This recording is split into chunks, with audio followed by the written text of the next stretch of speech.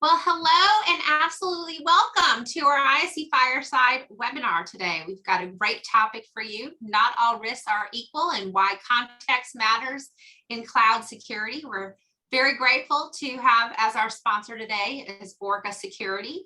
We appreciate our partnership with them. We've got a great program planned for all of you today. So let's go ahead and take a look at our agenda. We'll kick things off with some introductions and hear a little bit from each of our panelists. We'll learn more about our sponsor, Orca Security. Then we'll dive into our discussions and have I'm really excited about today's topic. It is going to be very interesting overall as we're all going through some very complicated cloud journeys and have some complex architectures. We'd love to hear from you with your Q&A. Because I'm sure that you all have a lot of questions. We kindly ask that you go ahead and put your questions as you think about them in the Q&A chat window, not the regular chat window, but the Q&A chat window. And we will answer those towards the end of today's program. And then we'll sign off at 2:45, giving you a few minutes of time to go to your 3 o'clock meeting. If you are in need of CPE credits, you will be able to receive one today. We kindly ask that you fill out the survey it'll come into the chat window towards the end of the program. Let us know that you need that CPE credit and give us the information. And we will send you an email by tomorrow morning that has your verification that you attended today's program. All right, well, let's get started with our discussions and first hear from each of our panelists. So I'm going to ask John Reeder to say hello and tell us a little bit about yourself. John, thanks for joining us today. Hey, thanks for having me, Marcy. Appreciate it. Orca Security as well. My name is John Reeder. I'm the Senior Director of Cybersecurity Operations for Conduit, a service provider in technology space. Well, thank you. And Richard Rushing, thanks for coming today. Oh, no, my pleasure, Marcy, and thanks for Orca for having us as well.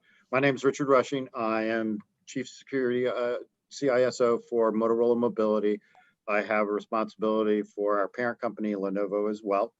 I've been CISO now at Motorola going on 15 years on that side, so been around a really long time and spent, I don't want to date myself, the gray hair already does, but I've been in the business all my life in the cybersecurity space. You should just go blonde like me, but you have your gray hair. It's still going. It's blonde. It's just a platinum blonde. That's the way I look at it. Yep, exactly. Well, thanks for being with us. And Ty Murphy, would you like to say hello? And I know that you're with Orca Security, so we'd love to hear about what Orca is doing as well. But first, tell us about yourself. Yes, thanks for having me, Marcy. My name's Ty Murphy. I am the Director of Product Marketing here at Orca. I am out of Kansas City, home of the 2016 World Series and 2020 Super Bowl champs. I was born and raised here. First got into security a little bit over a decade ago.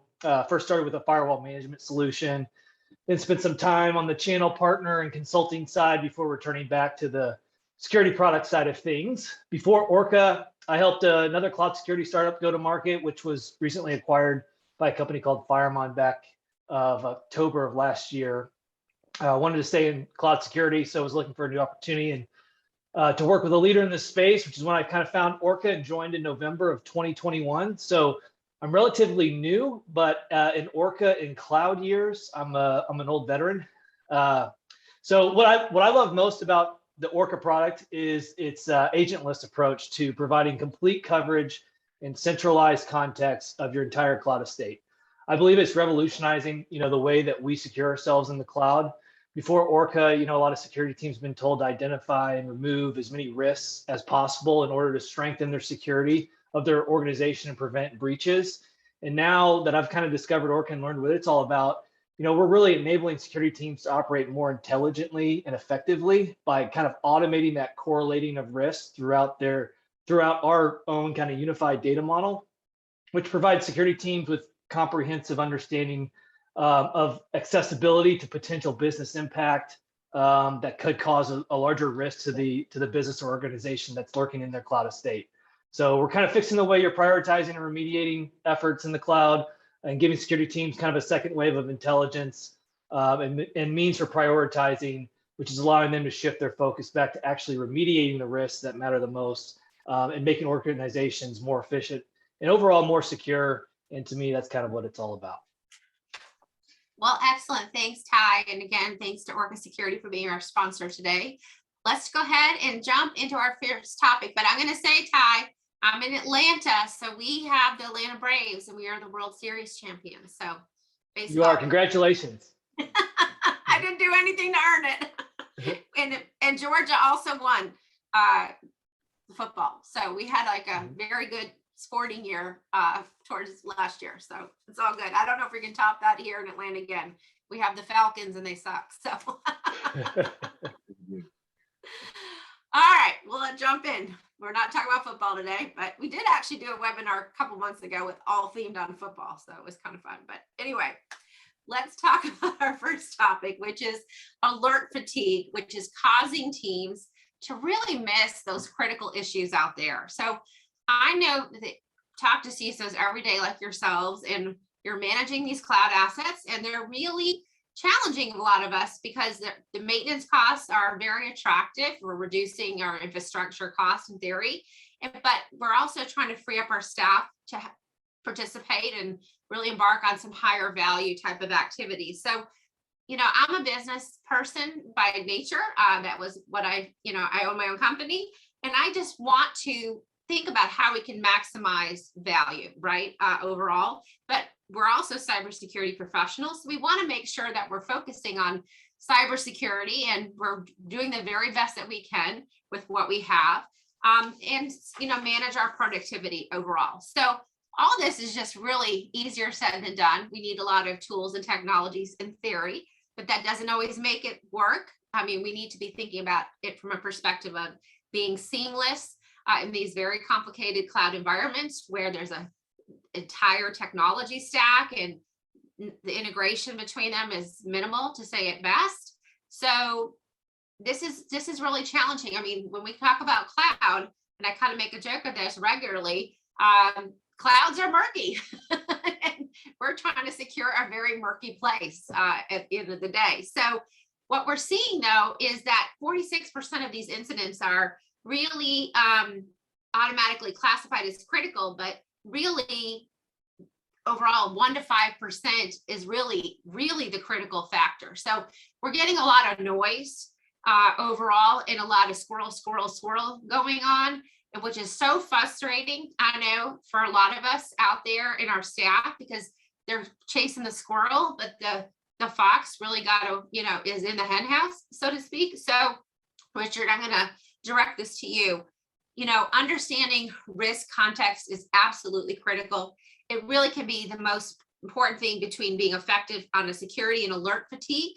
We also know that these types of alerts lack some type of prioritization, and even worse, no actionable details, leaving a lot of the security teams going on a fishing expedition. So from your perspective, and I know you work really close with your team, and really want to help them be successful. So how are you suggesting that your security teams prioritize visibility and context within the cloud security estates?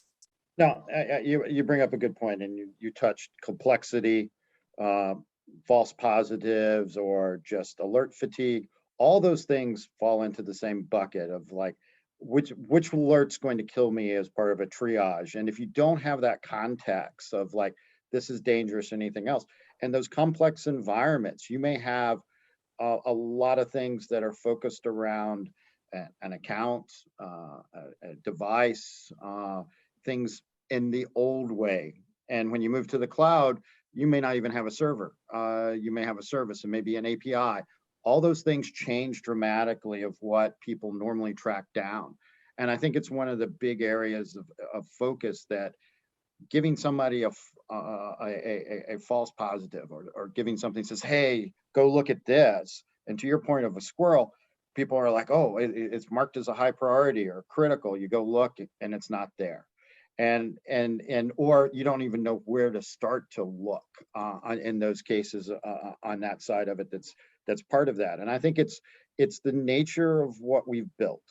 And if you haven't gone from the tooling of it and from the design level of that to know what one you want to log to what's being there, I can turn audit on for all these cloud platforms, and now I just have a ton of data that, one, I'm paying for, Two is just like a garbage dump. It's there, but it doesn't mean that it's being processed, it's being leveraged, it's being used. It's just now, if something goes wrong, well, here is where it might actually be. And I think that's part of the issue is you really want to take a look at the triage, go reverse. Instead of having the alerts drive the process, what's critical for your side of it? What's going to be the critical? Account misuse, credential stuffing, attacks, those things that are critical for that particular application should have already been designed into the process, and you're looking for these. You know that these, I have the logs, I have the telemetry, I have the visibility in my tooling stack and everything else. If you're missing something, you know you need to add that. And that's part of the issue. If you don't know that you're sick, it's like, oh, I'm not feeling well. Well, in this day and age, who knows what that could actually be? But if you're not feeling well, you're going to have to go to the doctor. The same thing is, it's like, you need to know when your cloud is not feeling well and be able to be the doctor for it, diagnose what's going on, treat it in the same side of it. And if not, your patient may die at this point in time. So you really have to go back into it and say, I want to be able to leverage that and know what I'm doing to be able to do it. And expertise in the cloud, like we said, Tyler said, in cloud years, it's like, how many people have been working for 10, 15 years in the cloud? Very few, more like months. So how do I get those up to speed? And that does a lot with the tooling as well. You're absolutely right, Richard. You know, as it pertains to cloud years, I mean, there's very few people, it didn't exist. And it's really, really evolved in the last couple of years, largely in part to the pandemic and our challenges in terms of working remotely or now hybrid in a lot of instances, and really realizing the advantages of doing so.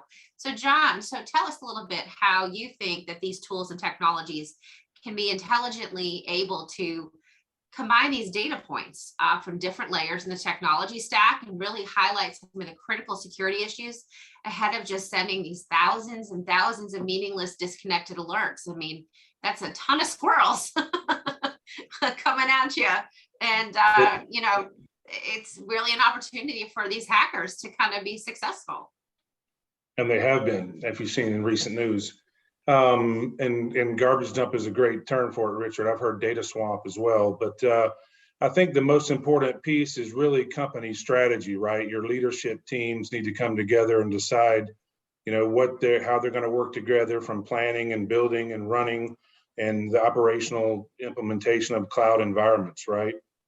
And which tools they're going to use, whether they're the native cloud tools, and deciding on which log sources are important to the company based on their business and their regulatory requirements.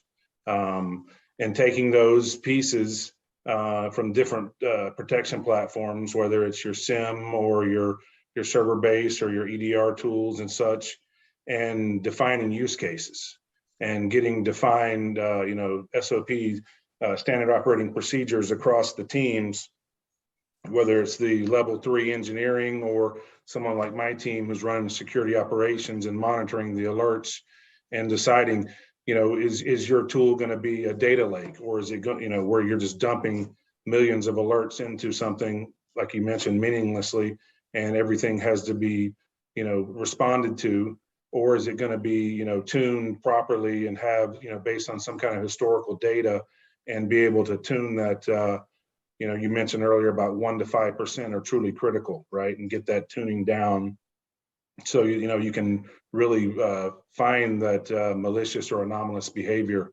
in the environment. Excellent. Well, Ty, I'd love to get your perspective here on the risk that really being taken into context in the same issue that we're talking about here, but being dramatically different based on this environmental map that, you know, is really essential. So how can we develop where a security team can really look and be assured that they're looking at the critical, important things, and to be able to take action and prioritize what those actions should be? Because we really have to have an actionable response. And I mean, this is what we've learned from day one in security, and that, you know, we're kind of taking ourselves back a little bit, right? Because of we've kind of gotten past these false positives with some of our other technology, we've entered to a new germane, and now we're kind of back at square one with some very sophisticated technology. So how do we get there so that our security teams can really be focused? Yeah, so like, a risk that is identified that's not remediated, it's still a risk, right? So it still poses the same threat. You just know about it. So and this example is a great example. If you had a multi-public cloud environments, right, and you've got two separate lists of risks, and they've all been identified as critical or the highest severity, right? And you have them in your AWS accounts, you have them in your Azure accounts, right? How do you determine immediately which one is more severe than the other? Because ultimately, we do have a bandwidth issue with security professionals in cloud, right? We can't respond to all of them. So how do we, if we're getting severe alerts, how do we classify which one is more important or more severe than the other one? So to answer your question, teams really need to be assessing the environment kind of as a whole, and other implications like business impact, like this risk could pose to the organization, and then prioritize that critical alert above all the others, right? So at Orca, we kind of identify assets that store sensitive data like PII or customer information, or maybe it's an asset that we know is running a critical application to the business. These would be something that would have a high business impact if compromised, or would be perceived targets in the eye of a hacker. So any alerts that are associated with these assets automatically get scaled up and prioritized. Other severity, high severity alerts, right? And if you're in a really messy environment, right, and you still have too many high alerts, then we take it a step further and actually compile all your critically high alerts on significant business impact assets with what their accessibility risk is. Are they accessible? So tying that information, that context in with some sort of like attack path analysis. So then, you could have a critically higher alert on a critical asset that has either privilege escalation or assume role or some combination of lateral movement where an exploit could gain access and compromise the critical asset.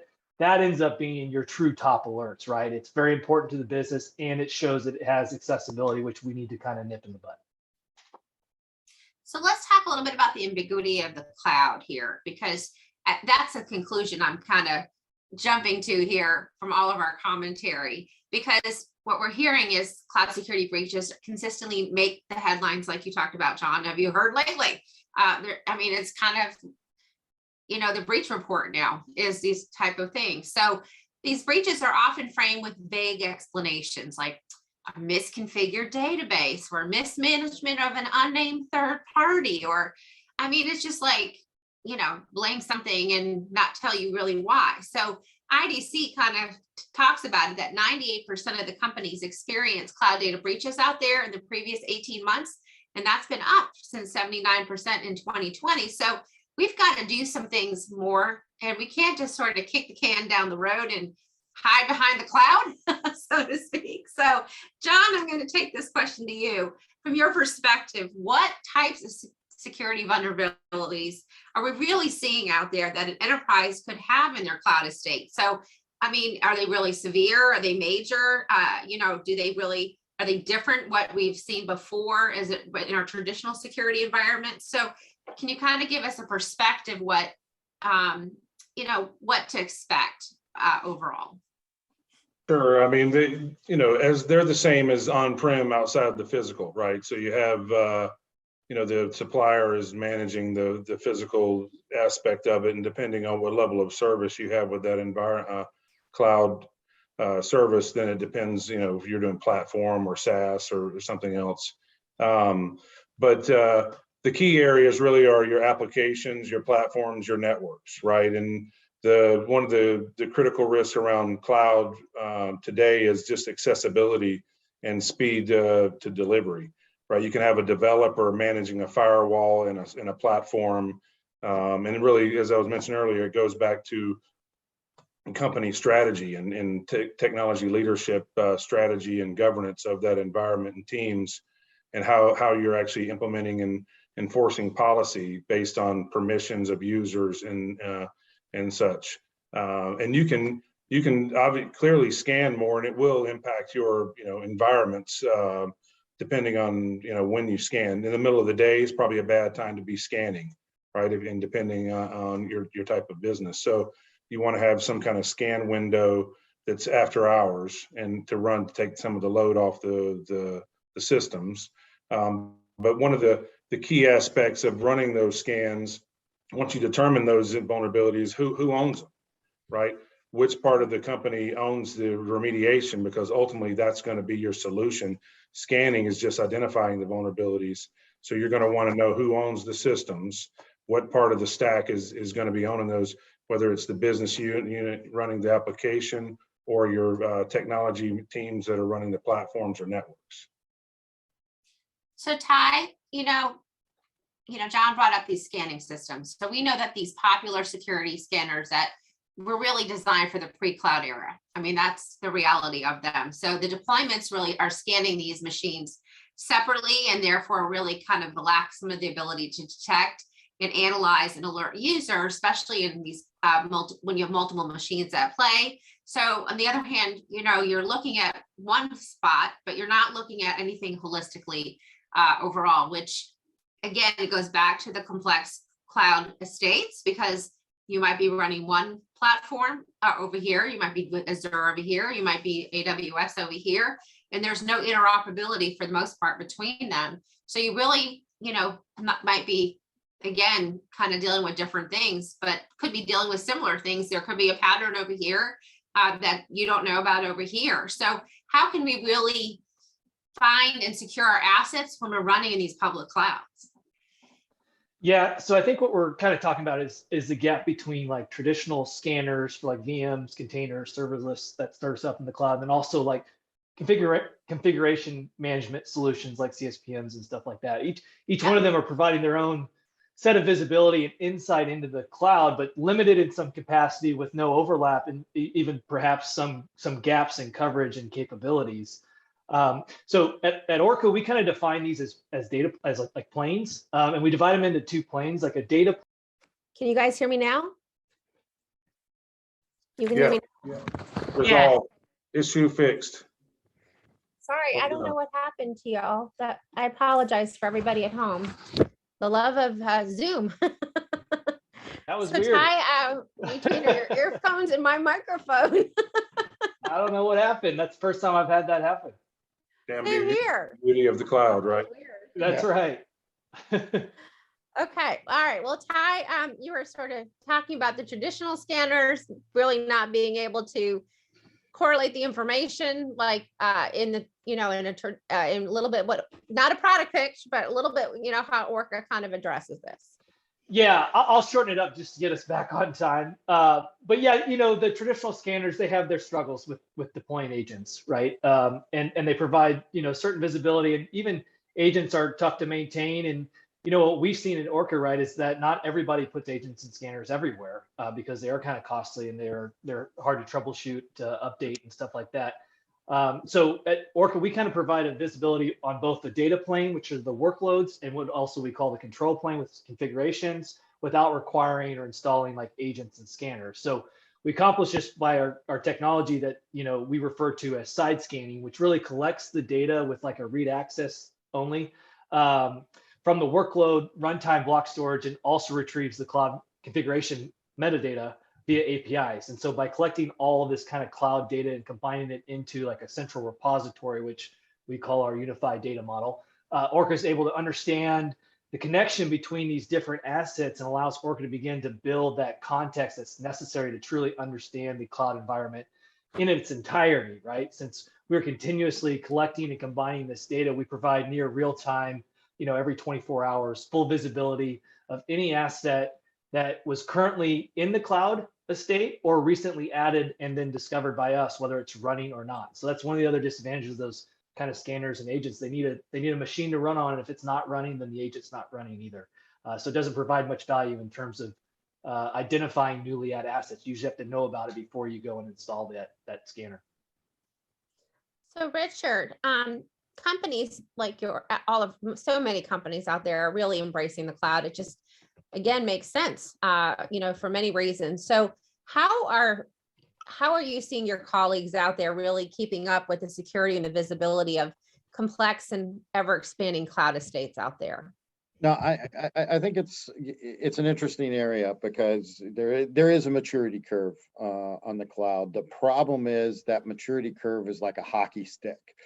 As you start using the cloud, you find more uses for the cloud. You find more applications running, and you continue to expand the cloud. No one is shrinking their cloud footprint. They're expanding it and expanding into multi-clouds and collaboration with business work partners, third parties, et cetera. With this, it's becoming literally a whole process in itself. But you also have to go back and look at the organizational struggles with that, because you think about it, it's from a operational perspective, and I won't get into difference between waterfall, agile, DevOps, DevSecOps kind of structures, but that's part of that same maturity curve. People are used to, hey, how do I scan a Lambda function and that's running in the cloud because there's not a server there. I can't put an agent on it. Those sides of it. And then configuration and the complexities is huge. Before it was like, hey, it's just a Unix server and it's just a Windows server. I've got a cookbook or best, here's my little things. Now, every kind of app you bring in, every kind of other component now expands that as part of that. And the rate of change, we talk about cloud years, and I'm going to steal that from you, Ty. Every 15 minutes is about a year on that side of it. Because if you sit there and think about it, is as you're expanding and adding more, hey, the team's doing more and changing more things as part of the DevOps environment. Hey, we're running fast. We do these 2-week Scrum stuff. And we change a bunch of different things, or we use containers now to simplify things. That's great, but now you've got to have a scanner that can go inside a container and validate what that container actually is. And where do I plug in? Do I plug in after the fact and be the guy that's holding the traffic stop sign for road construction, say, sorry, security has to approve this before it goes live? Oh, that's going to work once, and then after that you get run over. So I think that's the next side of it that's there, is like, how do I get these tools? How do I make my devs teams, one, responsible and ownership of it, but also build it into their processes to be able to be leveraged and used, which means, do I need to teach them how to scan with my vulnerability scanner? Do I look at configuration settings to go look at that? All those different things are parts of that. And I think that whole complexity, there's not a right or wrong answer for an organization, but you have to look at it as almost a framework. It's like, hey, here's that. Cloud is based upon a shared use model or a shared responsibility model that's there. So guess what? There are some portions of it that you have to divvy up. You're part of the operations group. You're part of the development group. You're part of the security group. All of those swim lanes need to be defined and leveraged appropriately. Otherwise, you will drown. There is just so many things going on. By the time you get to the fixing it and getting the fix, they're already on version 12 and you're still on version 1 trying to fix that. You really are not making a good progress on that. And so I think that's one of the key areas. You really have to, one, divide and conquer, but you also have to understand what is all the parts of the changes and what is the best use, from a tool to the in-house configuration to scripts to other things. Well, how is your team doing that? And the easier it is to understand the way they work, the better the results are going to be. So let's kind of filter into the prioritization, because when we're provisioning our assets in the cloud, and you really brought it up, Richard, in the fact that we're sprawling. I mean, there's really no barriers per se. Storage is sort of a commodity, so you're not really limited by that. And wherever you are and wherever they kind of sprout out, inclusive of shadow IT, you really have an endless landscape of these clouds that can be out there, because again, on the efficiency of ease, and you don't have to go through the same kind of procurement process. So Gartner is really estimating that 90% of these organizations are going to end up inadvertently sharing sensitive data in an uncontrolled public cloud over the next 6 years. I mean, Gartner likes to kind of push things out, but I would probably say by tomorrow, currently today, there's a lot of stuff. Yeah, exactly. Overall. So deployments are just growing more complex and they're sprawling out there. So John, with that in mind, what are you thinking and recommending to your colleagues about securing assets that are running on these on the public clouds? And again, as I brought up earlier, is shadow IT even a factor here? I think it's kind of like the elephant in the room, kind of, so to speak, but I love your perspective. Yeah. Well, shadow IT is the number one issue, right? If you look at a lot of organizations, when they do have public breaches, they come from a shadow IT group, right? Because they haven't been integrated into the centralized technology processes. And Richard mentioned this, and again, it's my theme of the day, is really about the leadership strategy. One of the key things about identifying and securing your assets is you have to know about them, right? So they have to be part of the pipeline, part of that mature SDLC process and the change control, that when you're building those systems, that they're getting inputted into a CMDB or some location so that you know they exist. And that really kind of goes into the strategy, the leadership strategy, whether you're a proactive strategy or a reactive strategy. And a lot of organizations, given timelines and deliverables given from business and sales, are reactive. And so that's where a number of the detective controls that come in, right? So you can run scans and try to find what's on the wire, and then you can try to patch them after the fact, or you can be proactive, put them into the whatever pipeline you're using, and run those scans and code scans, AppSec scans, all that stuff beforehand, and then deploy those. But ultimately, you have to know they exist before, right? And so shadow IT, if you do have a group, and I'm not going to mention any companies, but I do know companies where you have siloed P&L groups, P cards, other ways to buy things that don't go through the company's centralized procurement, and they will stand those things up. And the only way you know about them is when something tips over or they call you and go, we have an incident. So Richard, the cloud security isn't really, as we talked about, manner really scanning these individual assets, because that's not really theoretically possible. But you've got to understand the connection between these different assets in order to understand what's important and what's not important. So how do we integrate this directly into the cloud environment, where running workloads for the vulnerabilities over here, misconfigurations and breach, so we can have some real context here? No, I think you bring up a really good point, is like assets inventory and knowing what's in your environment. When you give the engineers capability to start and stop instances because that's their job, you now have prod, pre-production, backup, testing, dev testing, UAT testing. In the world of a data center and everything else, now you're dealing, it would be like, oh, well, you got to buy servers and you got to configure them and manage them. In the cloud, oh, it's free, stand it up, and well, maybe I remembered to take it down, maybe I don't. So understanding, as John pointed out, that inventory asset, but be able to actually derive that from where you're actually looking at is critical, because you have no idea what people stood up. And just because it's not the production side does not mean that it's not a back-end data server or something else that can be leveraged. The same goes for practices. We've always had the practice of, like, when you're inside the big four walls of the company, you kind of use, like, we're going to test. And so what kind of test data set do you use? Oh, we'll just take our old data set and use that, which inside the four walls, that was, people didn't like it, but that was part of it. Now, when you go outside, you got privacy implications and everything else that's part of that. So using that as a thing, you really have to go around that. But I think it's part of, like you pointed out, Marcy, the context of, well, if it is in a UAT testing environment, is that as critical as my production environment? And the alignment of where those assets are and what's part of that. And maybe there's a new server that's all of a sudden stood up. Well, if it's not automated and configured correctly, maybe there's no firewall rules protecting that. Maybe there's no authentication. Maybe there's no multi-factor that's going to be leveraged on that. This is how accidents happen. And this is exactly the same thing. It's like you're dealing with a large, complex environment that if you don't have visibility to, It's now this a little, like you pointed out, this amorphous cloud. I'm hiding behind the cloud. I have no idea what's inside of it. I can't see through it.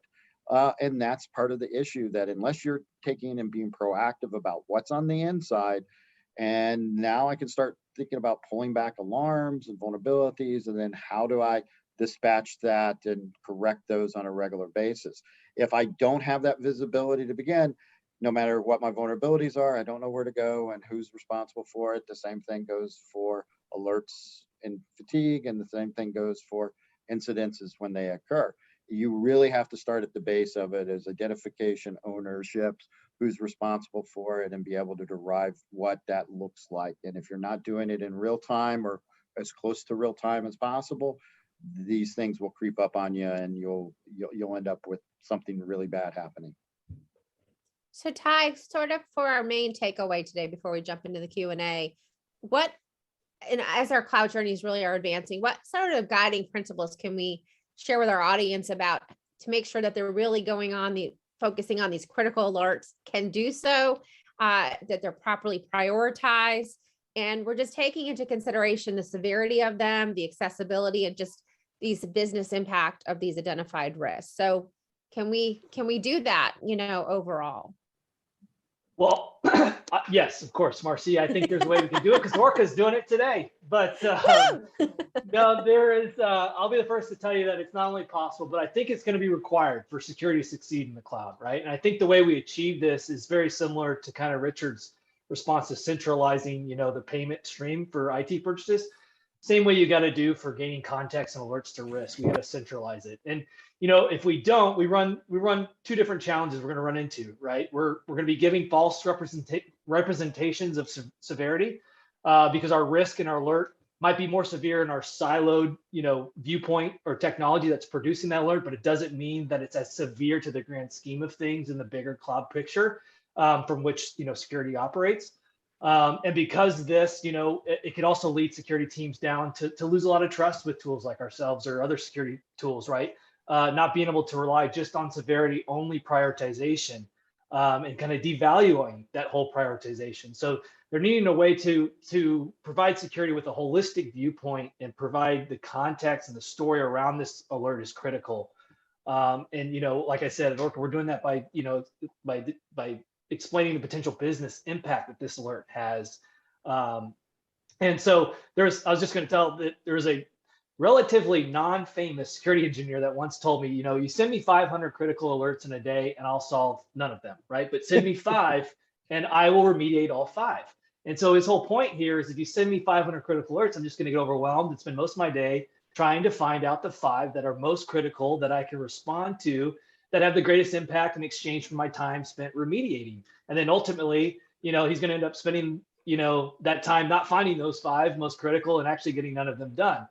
But, if we can kind of can centralize and complete, give like a single pane of glass of cloud security for our security teams, right, we can automate that comprehension and that prioritization, shifting their attention back to actually solving the risks that matter the most, giving back their time, an intended sense of purpose, right? These guys want to reduce risk while reducing, like Richard said, alert fatigue, which reduces, burnout and high turnover too. So, putting security's focus back on remediating the risk instead of comprehending it allows us to reduce more risk, respond to fewer alerts, which is remediating the most impactful risk that is making the business more secure and more compliant.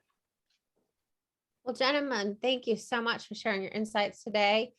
We have a question from Curtis Holland that I'd like to share with you. What are your processes for managing static cloud assets with dedicated IPs versus those that are informal? Scans and agents may reflect duplicates or loss of actual assets that need to be monitored. Do you use a dedicated key or baked in certificate for identity? So great question, Curtis. As always, you asked some of the hardest questions I've ever seen in my life. Who's going to take that one? I'll take a shot at it first here. So Curtis, one of the things that, again, goes back to strategy. If you can avoid using duplicate IPs, that would be my first recommendation. But if you can't, then you've got a few options. One, you got agents, right? Local agents. That way you get host name They also, a lot of tools use asset tags. So you'll have a unique code for that specific system. Or, you can also set up a dedicated console within a certain environment that would help. So the reporting of that would be specific to that unique environment. Okay, well, it doesn't look like we have any other questions from our audience today. I want to encourage everybody to take the survey and give us your feedback about what you thought about our program today. It really does help us plan future topics and questions. And Curtis, you keep me on my toes with these very complicated questions. So I'm going to need to incorporate that one into a future one because that was a good one. We also want to make sure that you're going to get your CPE information. So please let us know and we'll make sure you get your verification letter in email tomorrow. So if you don't receive it, do check your spam filter, but you should be getting that. And we would love your feedback about today. Want to make a couple of quick announcements. ISE Summit and Awards, woohoo, May 12th in Atlanta. We'll be at the Intercontinental Hotel. Our nominations are open for projects and executives through April 15th. I know that doesn't give us a ton of time, but tell us what you guys have done over the last 2 years because you deserve to be celebrated. And we want to showcase and honor all the great work that has been done during the pandemic and beyond. So please go ahead and do so. You can go to 10-inc.com to download your nomination form. There's a whole banner there that will tell you all about ISE East, and registration is open. So we'd love to see you at the Intercontinental Hotel in Atlanta. We've got a ton of events going on. ISE Cocktails and Conversations, ISE Private Dinners, more ISE Fireside Webinars. So please check out our website. We are busy in the ISE community. And I want to say thank you again to Orca. If you'd like to hear more about them, please contact Sarah Grant, who's the Senior Manager for Demand Generation at Orca Security. And she can be reached at Sarah, and that's with an H, at Orca Security or orca.security. So please reach out to Sarah and she will be happy to get you in touch with their team. Their team is phenomenal. And don't forget to fill out that survey. Thank you, Richard. Thank you, John. Thank you, Ty. And thank you, Orca Security. See you guys. And don't forget to submit your ISE East nominations. And we look forward to seeing you at a ISE 10 program near you. But I am hoping to see all of you in Atlanta on May 12th. So thank you and have a great day, you guys. Thanks, guys. Take Thank care. you.